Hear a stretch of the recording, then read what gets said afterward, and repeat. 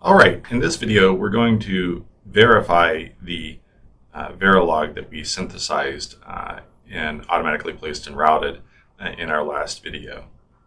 So if you'll recall, we after the physical design, we have a GDS file and a verilog netlist that we're going to import into Cadence.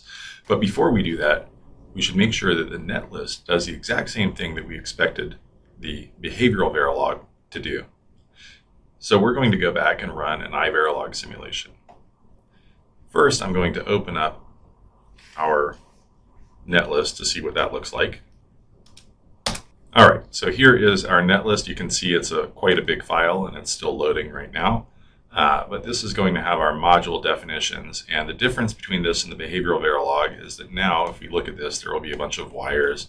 And if we keep scrolling down, we'll find that there are standard cell definitions that are being called. Everything's being connected by wires. And this is supposed to be mimicking the behavioral design that we had done earlier. Now, in order to test this, we're going to test this with standard cell definitions. And we have a set of standard cell definitions here. These can come from various IP vendors. You can see more or less they just define a bunch of the different cells in the library, and these cell names will correspond to the different names that show up in our netlist. So we'll have adders, NOR gates, inverters, all kinds of different things. They'll show up in this standard cell definition. And we're going to just modify our test bench a little bit. And the only thing that we're going to do in our test bench is we're going to include a path to those standard cell files, or to that verilog file that contains all the standard cells. And then I'm also going to go in and I'm going to define that this is a non-power aware design. This is something that the standard cell vendor provides a power aware design or a non-power aware design. Our cells right now don't have the power connections to them. Now, if you recall in the last video, we added the power connections, but we're just trying to verify functionality here with Verilog, so I'm not going to bother validating that particular file. We'll do that in a simulation coming up shortly using the Cadence tools. All right, so beyond that, if you look at the test bench file, it looks very similar to the test bench file that we did before. Because this is a much larger netlist, I have restricted the number of variables that I'm dumping into the VCD file just to keep it from getting too big. And so now is a good time to go ahead and compile this. So we're going to run iVerilog. We're going to send it to an output called synth_fur_wave. And I need a path to my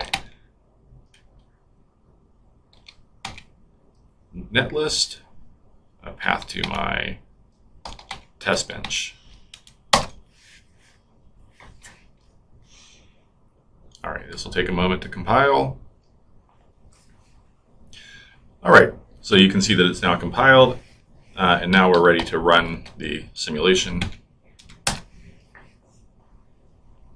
All right, you can see that it's opened up that dump file, pp_int_x4_tb.vcd. I'm going to open up another window here just so that we can, another terminal, so we can see this. You can now see that it started dumping information into that file. We can open up GTK wave on the wave file.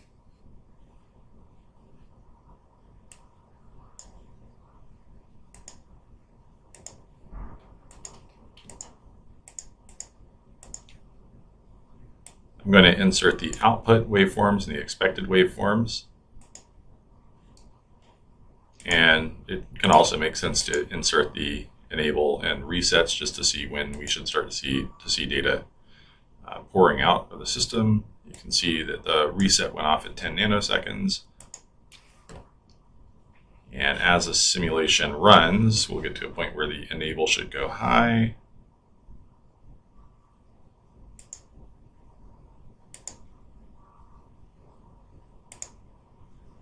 All right, the enable's high.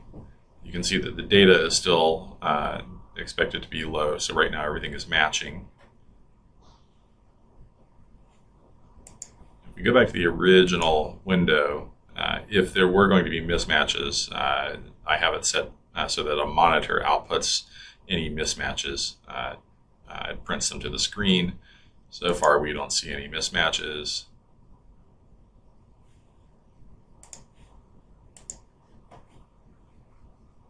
Let's reload.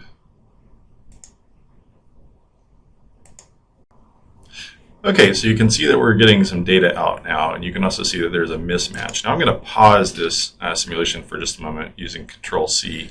And if we look here, you can see that it looks like that the data is delayed by about 2 samples. You know, here I've got 659, 2 samples later, the expected is 659.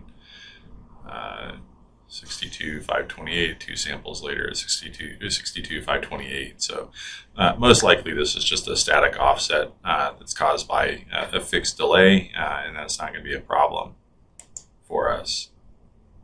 Now I do want to point out that we could formally verify our cell if we wanted to using any of the formal verification tools from Cadence or from Synopsys.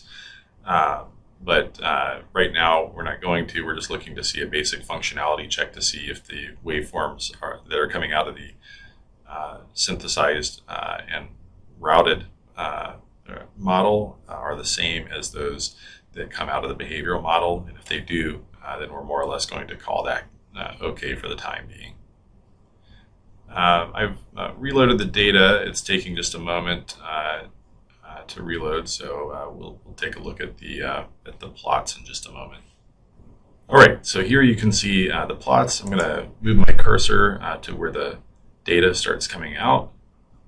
I'm going to zoom in, and I'm also going to rearrange this so that the expected imaginary portion is right next to the output, and the expected real portion is right next to its output. And then we're going to zoom in, and we can look at the waveforms. All right, so what we can see here is that the output is 0, 0, 0, 1, 0, 0, 0, 2, 0, 0, 0, 0, and you can see that these are delayed from the ideal point by just over 2 clock cycles. This looks like a static offset. The imaginary and the real are delayed by the exact same amount, and that means that if I wanted to fix this, I could go into my test bench